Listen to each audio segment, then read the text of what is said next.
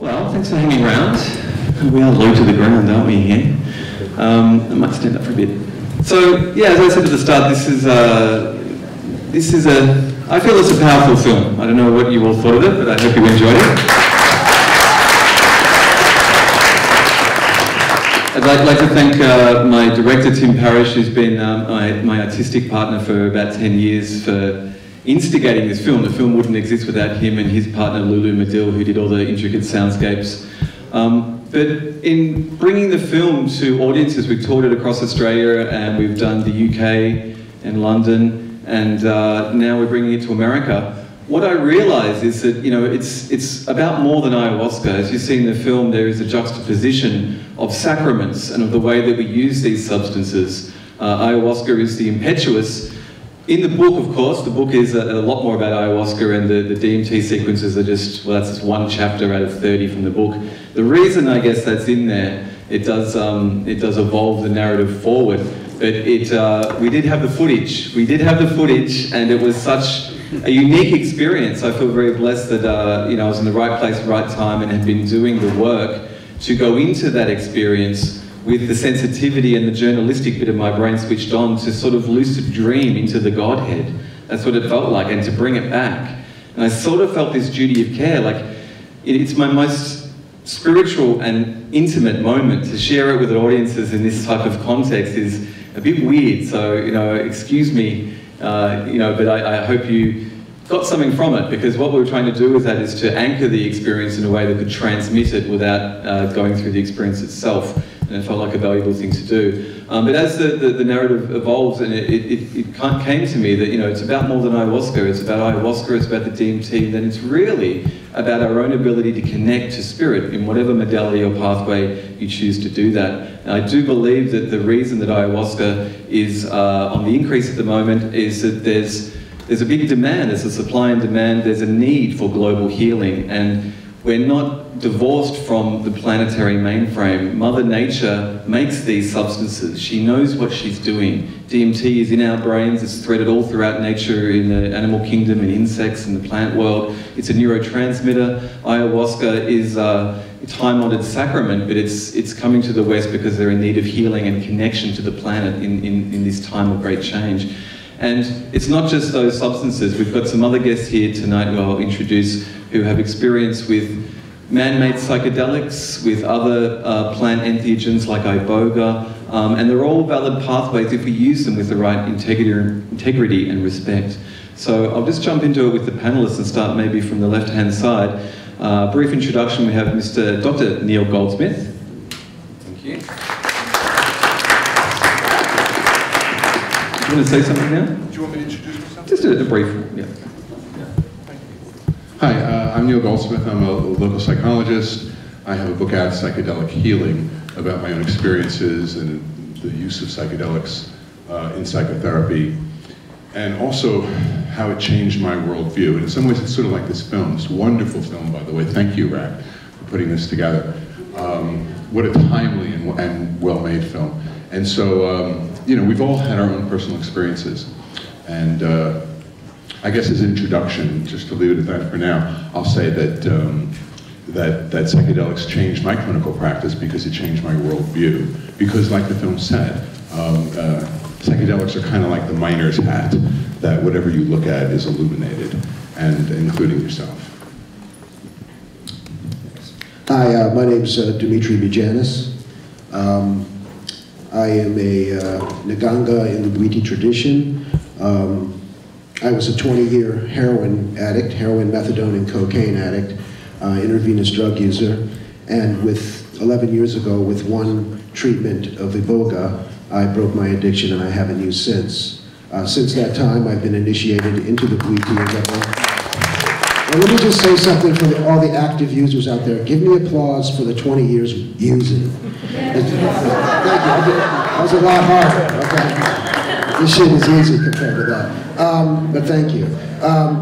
And since I've ingested the sacrament, I provided over 500 treatments in the New York City area, mainly been to Gabon and back, been arrested, prosecuted by the federal government, and I'm still here to say hello to all of you all. And it's a very clear direct path how entheogens changed my life, particularly iboga. And at this point, I work with using active drug users at New York Harm Reduction Educators in East Harlem, and I also have a clinic down in Costa Rica called Iboga Life. Hi, my name is Brian Murphy. I met Rock this morning. It seems quite a long while ago now. It's a beautiful movie, thank you. And Rock joined us in East Harlem this morning when we did a ceremony of drumming and dancing with the people up there. It's what Dimitri and I do every week. And up there and in my private practice, I'm looking for ways to access the human imagination, which is where this journey is too. And I think that's why I'm sitting here right now, because I have an interest in the living human imagination, what William Blake called the holy imagination, and it is the Godhead. He calls it the breast of God. And let's all go there as soon as we can. Hi, I'm Hamilton Morris. I have a column in Vice magazine and a video show as well that's dedicated to psychedelic drugs primarily, and I'm also engaged in some chemistry-related investigation of tryptamines. I have a publication on that coming out shortly, but that's pretty much it. I've been studying psychedelics for years. Cool. Look, that's maybe a good starting point, is this whole idea, and again, it's a linguistic conceit. Psychedelics, you know, it was coined in the 50s, it means to manifest the mind. Entheogens was a term that was coined in the 1980s to get away from the political stigma of psychedelics, but it means to invoke or reveal the divine within. And there's a big difference between that, actually, you know, those two things. The plant sacraments and the man-made chemicals. Ultimately, everything is nature. But maybe I'll just throw this to the panel here. Psychedelics are really coming into Western mainstream, the medical fold again, after 40 plus years of being illegal, and there's a big push for this medicalization of psychedelics. Neil, would you like to maybe say something on that? Yeah. In fact, psychedelics, the word psyche and delos, right? Mind manifesting. But it's not really, to me, mind manifesting. To me, psyche, the word psyche is about the deepest part of us, about your soul. So really, to me, it's soul manifesting, and therefore really not all that so different from entheogen, because really it is one substance. These are a myriad of classified as one type of thing, the psychedelic or the visionary plant.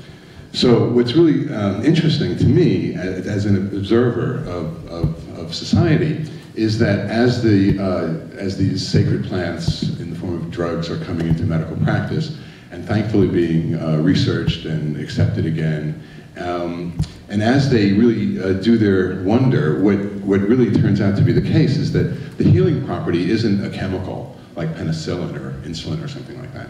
It's what it triggers inside of us, the cascade, the serotonin and tryptamine cascade. And that is really a shamanic practice even in the medical schools. And so it's really redefining not just who we are, but who physicians are, what medicine is, what healing is, and what society should be like. And so as these substances come into society, are reintroduced, like after the 60s introduction of psychedelics was like dosing somebody, where you slip them a Mickey, you give them the drug without them knowing about it, and they freak out. And society freaked out and said, no, you can't do it anymore. I'm never going to do it again, and you can't either. And that's what society said. And so over the decades, the enthusiasts and the scientists have been holding society's hand and saying, well, maybe you should read this, and maybe you should try it again. And so now society's trying it again. And it's coming into society not just through the medical approach, but through the gentle, sort of spiritual environment of the ayahuasca ceremony. It's a wonderful way to reintroduce psychedelics into society. It is, and it's one pathway, because at the same time, what's paralleling that is this spiritual resurgence. And for at least the last 5 or 10 years, there's been a great flood of interest in ayahuasca as more and more pieces of media are published and more people find out about it, specifically because of its healing properties and the fact that it has a lineage. It's connected to the medicine people of South America, and they hold space for the medicine, for the healing of the people that come to them. The shamans are really mythologized in the West, but really they're doctors. They're doctors as well as maybe priests and psychotherapists in a sort of jungle setting.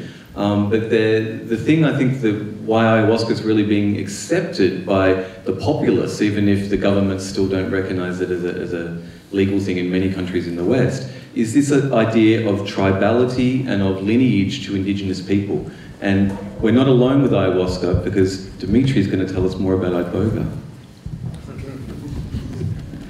For those of you that don't know, iboga is the central sacrament of a spirituality called Bwiti in the Central African Republic of Gabon, equatorial Africa, right on the coast. Iboga has been used for thousands of years. I think at this point there's a 5,000-year-old, what's the word I'm looking for? Yeah, an artifact. Well, yeah, it's good. They found iboga being used at least 5,000 years, we've found. Iboga is the central sacrament. Much like ayahuasca, it's iboga, and then the pharmacology, the pharmacopoeia of the forest, of nature, and also the performing arts as healing arts. This has been going on for thousands of years in Gabon. Iboga made its announcement through the body, the politicized, stigmatized body of the addict, the modern day leopard, much like in the Christ story, where Christ chose the leopard, it's not really about leprosy or about the family or the public health issue of leprosy. I believe iboga chose us junkies because we are the lepers. And what it does is one of the many things it does, but the way it announces itself to the Western world, to the Western mind, is that with one dose of iboga, the physical dependency on opiates, i.e. methadone, heroin, OxyContin, etc., is eliminated without physical withdrawal. So that was the miracle that I witnessed 11 years ago. There's a strong shamanistic tradition. There's also in the last 20 years, due to mainly the work of my mentor, the late great Howard Letzoff, there has been a growing sort of clinics, in quotation marks, mainly in Mexico and Central and South America, that have taken out, for the most part, the shamanistic spiritual context. I was fortunate enough to go back to Gabon after doing sort of a secular practice in New York City in hotel rooms and motel rooms and be initiated, and I've gone back several times. But I think that it's an interesting question. How are these medicines going to fit into a Western medical model, or if they can, or will they change the Western medical model? Are we trying to squeeze a square peg into a round hole? Frankly, you know, even watching this movie, it brings back so much, and it's so evocative. He did an amazing job. But I wonder, do we really want to trip with doctors in the hospital wing? I mean, if we look at that model of Western medicine, is it really a goal for us to try to put it into this model? I don't know. It's the skinny part of the wedge. It's the skinny part of the wedge? It's the skinny part of the wedge because, you know, medicine, the research that's going on now, the last research to stop in the first wave, and the stuff that's started up first now, is using psychedelics with the dying. Not on their deathbeds, but, you know, to bring them to ease the anxiety associated with end of life.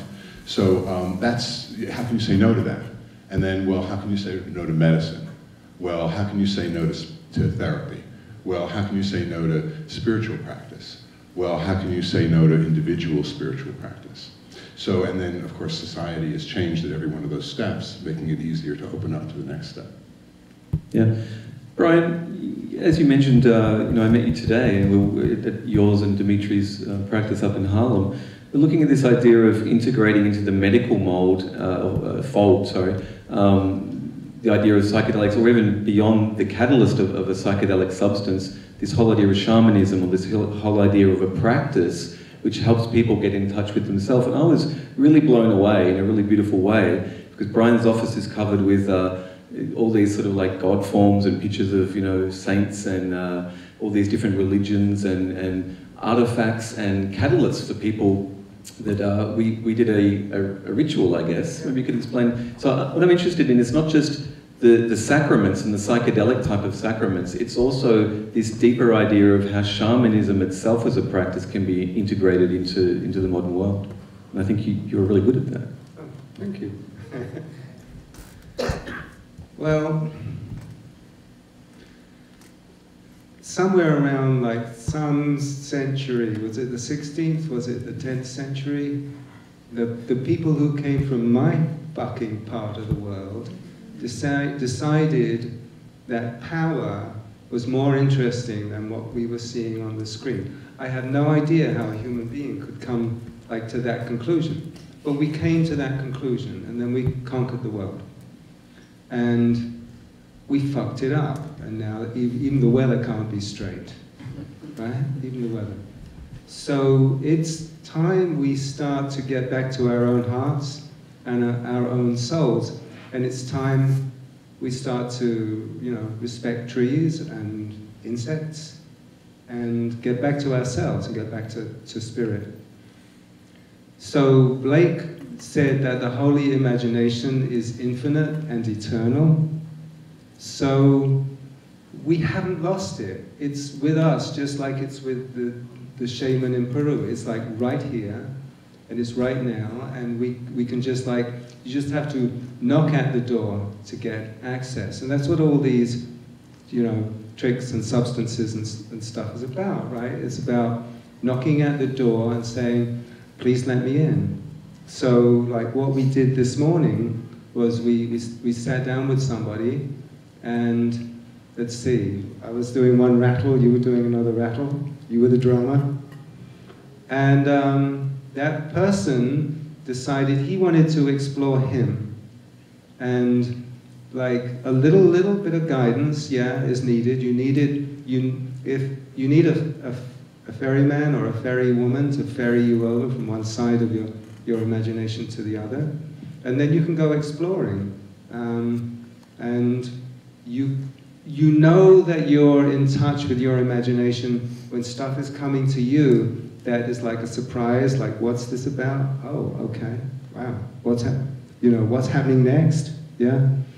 If you know, then you're not making it up, and you're in touch with your own imagination, and you can ask it for healing, and you can ask it for guidance. And I don't know if that's shamanism, or I don't know if that's psychotherapy, but I do know it's what we should all be doing, or we can all do if we choose to do it.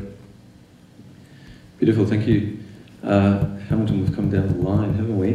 I'm just interested now, because we've talked about this idea of this artificial distinction in some senses between, you know, psychedelics and entheogens and the intent that we use them. You're known, you know, for your work with Vice magazine. I guess the word drugs, right? It's like a drug writer. I looked at your bio, right? I looked at your blog page. You have a beautiful list of your favorite chemicals, and I can't even remember them all. There's many tryptamines. There's lots of the MTs, and well, yeah, there's so many to choose from. But I'm interested in this idea of, with you, and I guess with your generation, if I can say that, this idea that, you know, drugs are portals to altered experience. But do you feel there's something deeper going on for you, and for maybe if you could comment on what you think's happening in youth culture, or just, I don't know, like...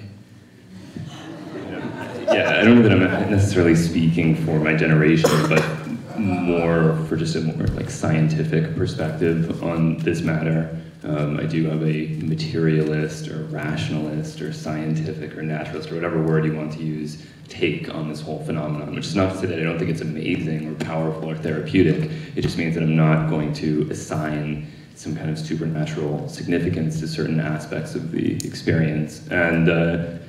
And so, yes, I do think that there's a lot of benefit to be had, and that there can be very deep experiences even within that naturalist framework, where you're still understanding that these things are molecules, and that the distinction between natural and synthetic is not a real one. But in the movie, you talk about how ayahuasca is not a drug, it's a medicine. Like, you know, those sorts of distinctions are not ones that I would make necessarily. Why not? Because it is a drug, technically. Define drug, something, an exogenous chemical that exerts a biochemical effect on your consciousness. This is a beautiful duality that we're discussing. And when you smell a duality, you should get happy because the resolution is obvious, right? So it's both a drug and conceived of as a spirit. And the spiritual approach is a metaphor that's as good as any. I think of Alex Gray's paintings.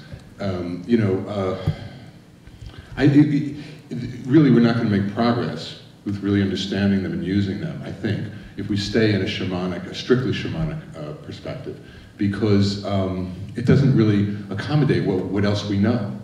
But likewise, to take a reductionist approach, when you see certain things, like you said, the molecules. Well, what are molecules if you dig deep enough, but probabilities? So, you see what I mean? It's like that's supernatural. So the world is really, really cosmic.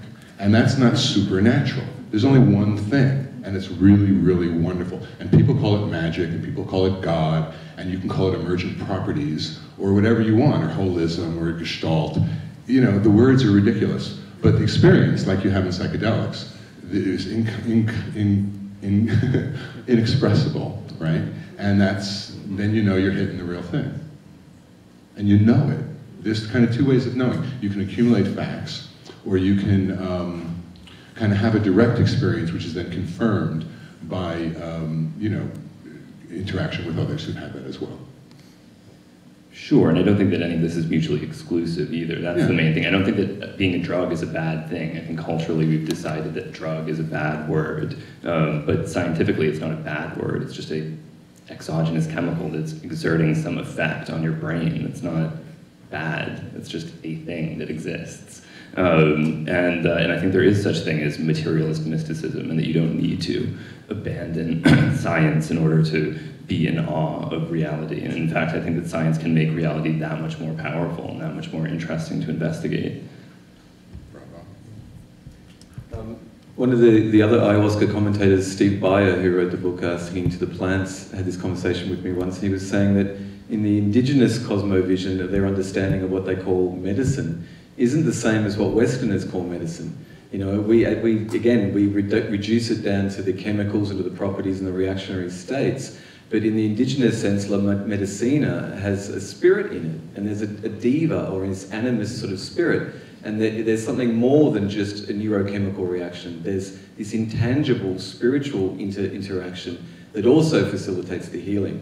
And so I know that a lot of the indigenous curanderos are interested in this appropriation in some senses of ayahuasca, or integration into the West, because we can boil it down to its brass tacks. You know, we can bring it down to the molecules and what it does, and it will still have effect. But there's also a greater numinous world, you know, that it opens up, a portal that it opens up, that is also part of the healing process. And it's interesting that dichotomy we've been talking about. Hamilton, while I'm here, what can you tell us about these tryptamines? Because the 5-MeO sequence in the movie, I don't recommend anyone do it per se, but it is something that's very powerful, and it's also very different from just normal NN-DMT. It's a lot of a different type of experience. But with your pharmacological perspective, what can you tell us about tryptamines in general and about 5-MeO specifically? Yeah, as you said in the movie, 5-MeO-DMT, I believe, has been isolated from the urine of schizophrenic people, I think, in at least one experiment. And the same is true of bufotenine and DMT as well, and that's sort of an ongoing area of research. What do they do with it after they isolate it? What do you think? Injected it into a GCMS, probably. I don't know. Do you mean that they drink the urine? Is that the question?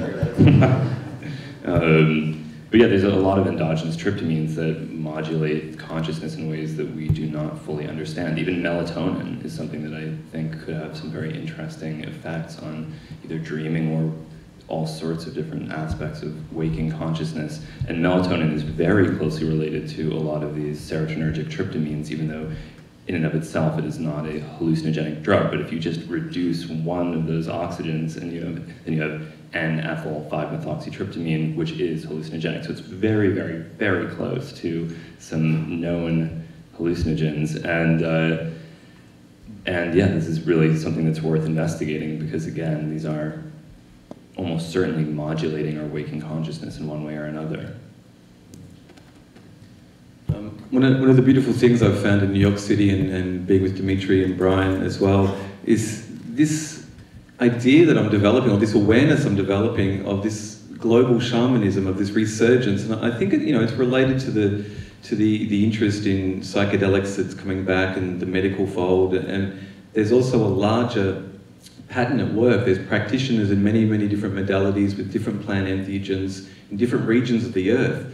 In indigenous sort of archetypal setting, the shaman would be on the edge of the village so he or she could retain the sensitivity to the spirit world and be of the world but not in it. And if a shaman was responsible for, say, 100 people in a village, that 1:100 ratio in a world of 7 billion people needs 70 million or more practitioners to work in their parts of the global village. And I think that's a real, it's really anchored in a place like New York, which is so multicultural and built up on the foundations of many different cultures coming together as one identity. And I really I felt that in the practice today with Brian and Dimitri. I was wondering if you guys had any thoughts on this, this global shamanism and through iboga or through your different practices. Well, what you saw today, we work at a needle exchange, and we are a very small part of it, sort of the holistic part of it. And what you saw at the beginning of the morning was our weekly circle. Basically active drug users, most of them homeless, many of them formerly incarcerated.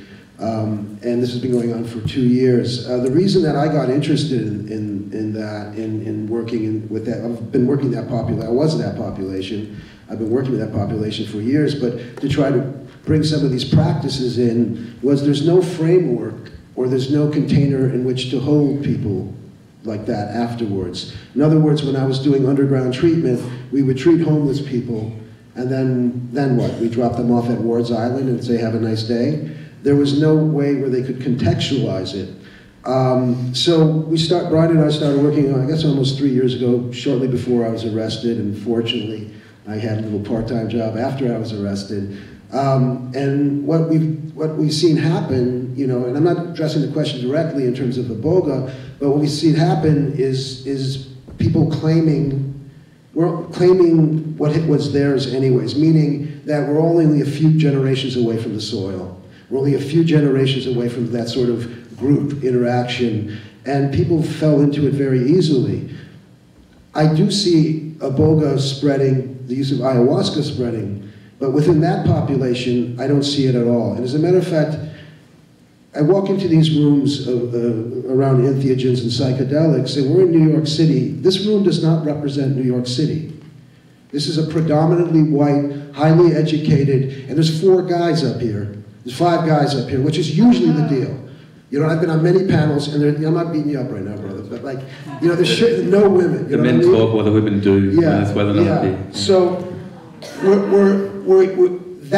when we see that change, when we see race and class and gender, when we see the democratization of these medicines like that, then we're going to see a real big global shift, a real big shift. But right now, this medicine comes from poor people, comes from black and brown people, and very few people very few of their peers have access to that. So,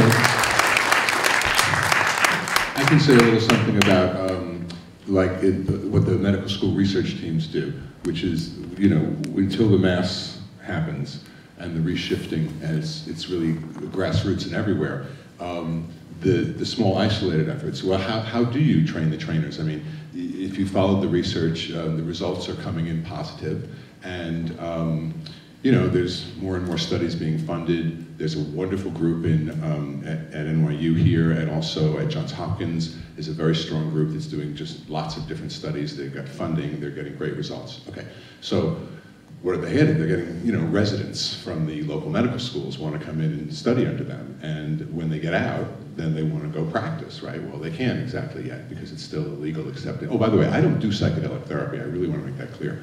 I don't. I'm fascinated by it. It's the most powerful psychiatric medicine there is, or spiritual sacrament, or both, really. And I so benefit from it personally. I take them and I share with my clients my insights and perspective, but I can't give it. I can't sit on stage here and be lying about that. So, please don't email me and ask me for that. But do email me otherwise. Anyway, what I'm trying to say is that the research teams have now a sort of a great problem. It's a success, you know, a problem of success.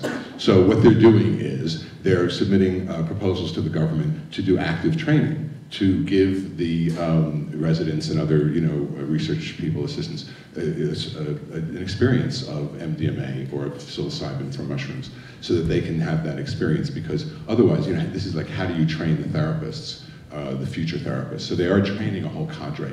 And also, how do you know how to train? How do these studies that just grew up in the last 20 years, how do they know what they're doing, really? And so there's some old-time folk around, like Bill Richards, for example, at Johns Hopkins, who was active since the 50s, and he's like just a national treasure, really. But there's very few Bill Richards, and so what they've done is they've opened the doors to underground therapists to come in and quietly advise the projects on how to structure these sessions and, you know, what they've learned through grassroots experience. And they've taken, you know, and local shaman and as well. They, in fact, because things are so positive now and there's so much acceptance, public acceptance, there's been efforts really to organize and to share information amongst practitioners and shaman in the Western world, who are therefore underground therapists.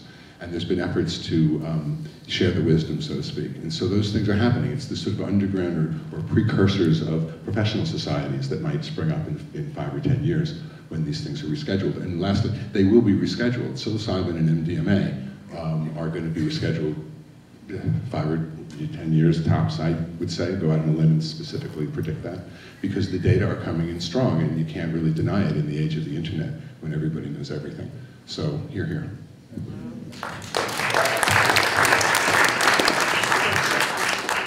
We're actually going to have to wrap this up. There is a 9:30 session that's about to come in. I want to give you, Please. I just want to say something about first of all, the line to purge was so long when I got out of here. I felt like I had to. And we've been watching tripping movies for 50 years now.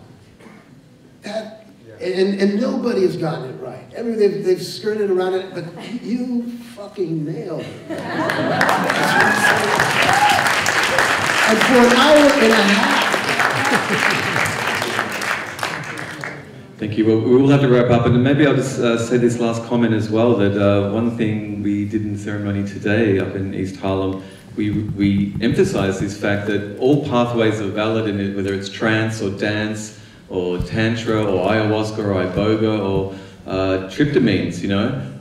They open the space within where we are all one and where there's this spiritual overlap. And what it reveals is that really the medicine is within, and we are the medicine. We are all the medicine, and we just have to find that little crack that lets the light in, as Leonard Cohen sung. So with that, thank you everyone for coming to Our Awakenings, the New York City premiere. God bless.